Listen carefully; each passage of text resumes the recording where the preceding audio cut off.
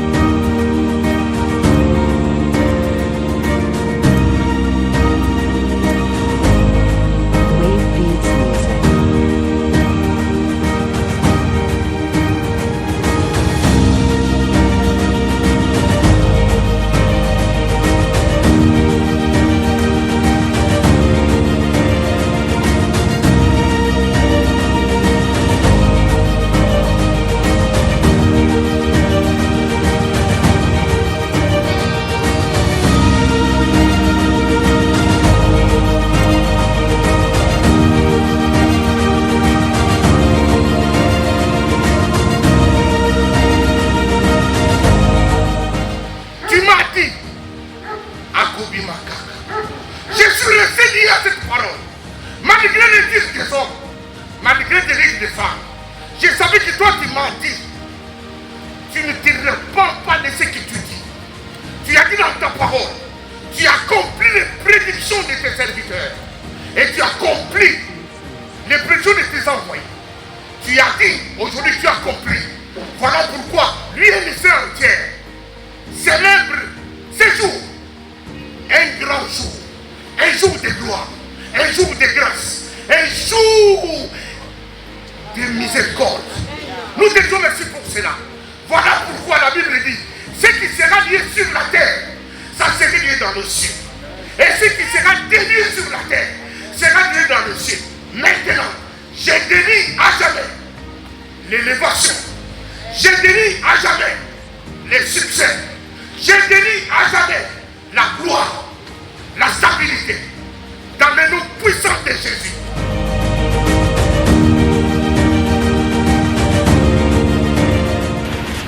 Nous avons pleuré, nous avons marché, nous avons invoqué le ciel. Aujourd'hui, mieux vaut la fin d'une chose que son commencement. Nous sommes aujourd'hui avec vous, ici présents, en train de présider la réunion de la direction politique nationale du parti.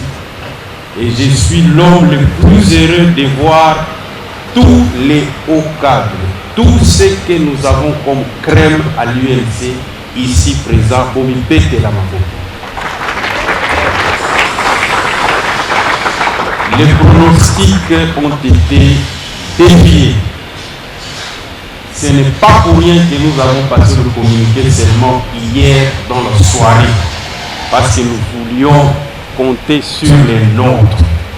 Et je suis heureux de remarquer que les nôtres sont là. Ceux qui étaient là avant l'arrestation de notre président sont là après son arrestation, c'est-à-dire après son acquittement. Monsieur le Président, vous avez quelque chose à dire, c'est extraordinaire. Je ne vois pas dans le microcosme politique congolais un parti qui peut résister à cette tempête. Vous êtes Mwalimou, vous êtes le leader. Sans plus tarder, je vais passer la parole à Mwalimou. Ça fait longtemps que les cadres vous ont vu, vous ont entendu.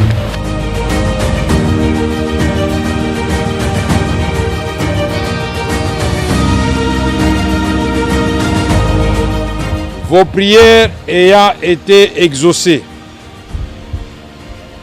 les maîtres mots sont présentement le pardon, et la cohésion comme c'est indiqué dans les livres de Genèse 50, 15 et 45, 4 à 5, dont je vous recommande la lecture.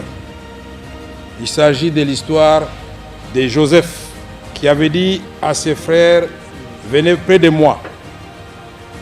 Ses frères s'approchent près de lui. Donc il ne s'agissait pas de se venger. Joseph qui avait été vendu a sauvé ses frères et beaucoup d'autres âmes, bien sûr, qui ont la foi en Dieu. Je remercie les militantes et militants de l'UNC, les alliés et associations affiliées à notre parti, ainsi que toutes les autres personnes éprises de paix et de compassion qui n'ont cessé de me soutenir toute cette période de dure épreuve. J'adresse ma gratitude aux serviteurs de Dieu, de tous bords, à tous les peuples congolais qui a cru en Dieu et en notre justice. Je leur exhorte de continuer à prier le Très-Haut pour notre justice, nos autorités et surtout pour le Congo qui doit s'élever et marcher pour le bien des Congolais et pour l'ensemble des pays de l'Afrique subsaharienne et de l'Afrique tout entière. Chers camarades, j'exprime ma profonde gratitude et mes sincères félicitations à mon parti, l'UNC, qui est resté debout contre vents et marées durant tout le temps de mon incarcération, tout en étant momentanément indisponible. Je suivais avec attention la marche du parti à travers le secrétaire général et d'autres dirigeants du parti, les différents échelons, les différents forats et toutes les structures du parti. J'ai dit que l'INC a réellement rayonné dans cette période très sombre. Ce travail est aujourd'hui couronné par l'acquisition d'un siège national, ici à Kinshasa. Après le lancement de l'opération, vous vous souvenez très bien, par le secrétaire général de l'époque, $1 pour les partis et la campagne de vente de la carte des membres biométrique, militants, cadres, députés, ministres, mandataires, membres d'honneur et autres personnes de bonne volonté. Félicitations et merci à vous tous pour le travail abattu sous la direction du secrétaire général Billy Kambale. Je salue le travail abattu par toutes les structures du parti, sans exception. Chaque jour qui passe, l'INC ne cesse d'enregistrer de nouvelles adhésions, tant au niveau national qu'international. C'est le fruit d'un engagement de l'équipe que nous avons mis en place lors de la dernière restructuration du parti. Dans les tout prochains jours, nous allons poursuivre et finaliser cette mise en place jusqu'au niveau des entités décentralisées du pays. Chers camarades,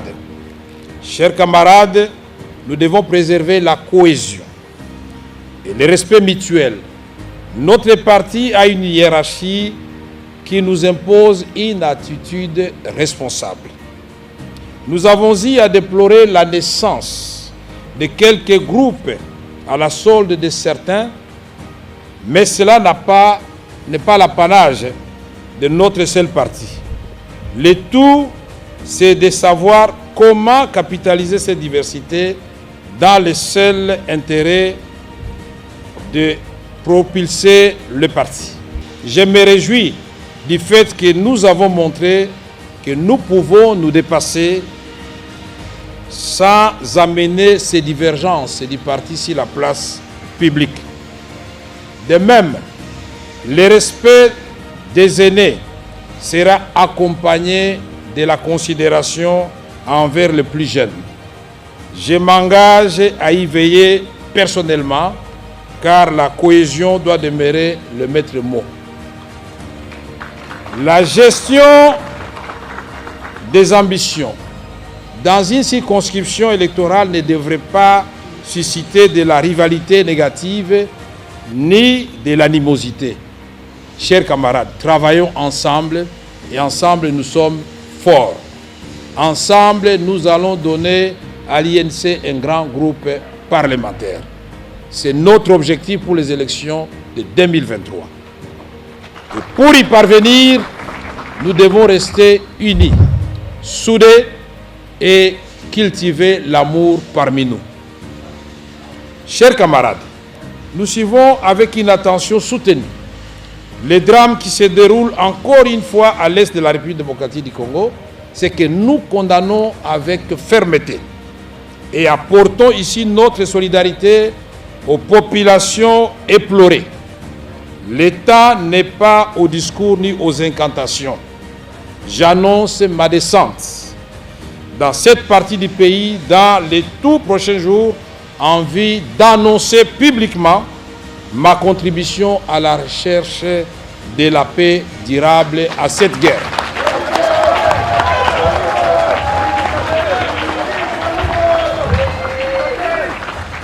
Je disais, chers camarades, nous suivons avec une attention soutenue les drames qui se déroulent encore une fois à l'est de la République démocratique du Congo. C'est que nous condamnons avec la dernière fermeté et apportons ici notre solidarité aux populations éplorées. L'État n'est pas au discours ni aux incantations. C'est pourquoi j'annonce ma descente dans cette partie du pays dans les tout prochains jours en vue d'annoncer publiquement ma contribution à la recherche de paix durable à cette crise. Ceci concerne chaque Congolais qui a l'obligation de contribuer à l'effort national de manière à mettre un terme à ce cycle de violence qui retarde le développement de notre pays. Chers camarades, la RDC est l'espoir de l'humanité, comme je l'ai dit dans mon ouvrage qui porte le même nom. Ce pays béni de Dieu a des réponses aux 5 défis auxquels l'humanité est actuellement confrontée. Qu'il s'agisse du changement climatique, la RDC est le deuxième poumon du monde après l'Amazonie. Qu'il s'agisse de la lutte contre la faim dans le monde, la RDC a la même surface cultivable que la Chine, qui nourrit 1,5 milliard d'habitants et exporte les surplus vers d'autres pays. S'agissant de l'énergie propre, non polluante et renouvelable qui se fait de plus en plus rare, la RDC à elle seule, avec Inga et 44 000 MW, quand vous y ajoutez d'autres sources à travers le pays, nous sommes à 100 000 MW. Inga peut industrialiser et éclairer l'ensemble de l'Afrique, une grande partie de l'Asie du Sud-Est et l'Europe de Midi. Quelle merveille de la nature! Les matières premières, cuivre, diamant, cobalt, manganèse, cassitérite, coltan, l'or, tous les tableaux de Mendeleev se retrouvent à quelques différences près dans ce pays. Donc, notre pays peut aujourd'hui résoudre ce problème de l'humanité, mais malheureusement, ça se fait chaque jour aux dépens des Congolais. Nous parlons ici des produits stratégiques. Quand le monde commence à basculer vers l'automobile électrique, à 75%, les regards sont tournés vers la République démocratique du Congo. Je ne vais pas vous rappeler la superficie des terres arables, accessible tout de suite, 80 millions de terres. irrigables 40 millions de terres. Et les calculs et les études qui ont été établis confirment que nous pouvons nourrir des milliards d'individus, de quoi résorber 2 fois le déficit alimentaire mondial. Est-ce que ce n'est pas une chance pour l'humanité, notre pays? Mais pourquoi nous devons continuer à nous lamenter? Le développement de la République démocratique du Congo dépend des Congolais, bien plus d'un leadership visionnaire, rassembleur, éclairé et qui mette tous les Congolais au travail. Le Congo a la vocation d'être la locomotive d'Afrique et non pas à la queue parmi les pays les plus pauvres de l'humanité. L'INC, dans sa vision, confirme cela avec conviction et convaincu qu'un autre Congo est possible. Nous devons ici lancer un appel à tous les leaders politiques de tous les bords. Le développement de la République démocratique du Congo n'est pas l'affaire du seul président de la République. Non, c'est l'affaire de tout le monde. Parce que le bien-être n'a pas de couleur politique.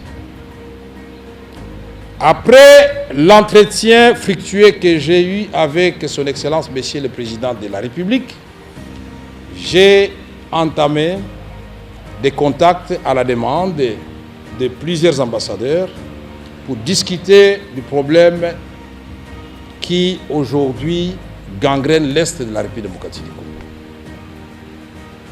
Les mêmes consultations vont se poursuivre avec des leaders politiques et de la société civile, de telle sorte que nous puissions avoir une union sacrée des intelligences congolaises et faire face aux problèmes qui nous assaillent actuellement. Chers camarades, je voudrais vous remercier encore une fois parce que, comme je l'ai dit, les grandes actions qu'on envisage à faire souvent se font en silence. Les slogans et les chansons qui précèdent des actions, souvent ce sont des promesses qui n'engagent que ceux qui y croient. C'est pourquoi l'INC, je suis fier de constater que plusieurs députés, plusieurs membres du gouvernement, plusieurs cadres du parti ont par-ci par-là ouvert des sièges du parti à leur propre compte. Ils ont posé des actes à caractère humanitaire pour le bien du peuple congolais en silence. Je suis au courant. Je crois que les mêmes modèles devons l'amener dans la façon de travailler de nos ministres qui sont au gouvernement et de nos mandataires qui sont dans les portefeuilles. Messieurs les ministres, vous devez exceller. Vous devez donner le meilleur de vous-même dans vos secteurs respectifs. Les mandataires, vos entreprises doivent sentir qu'il y a du sang nouveau et du vent nouveau. Et ensemble, nous allons vaincre.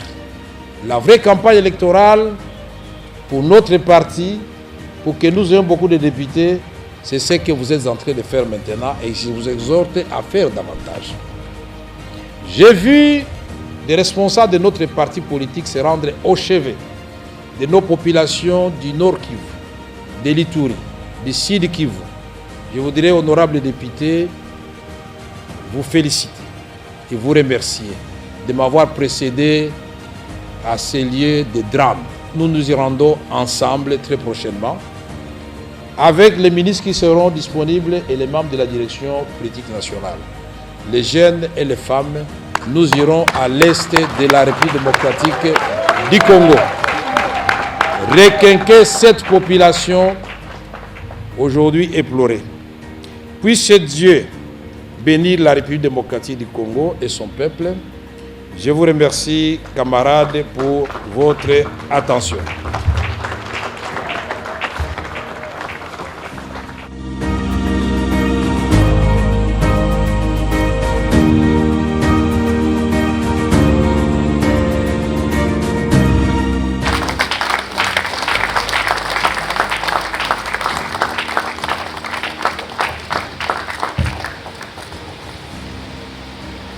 INC, viva! Viva! Est-ce que les gens se votent,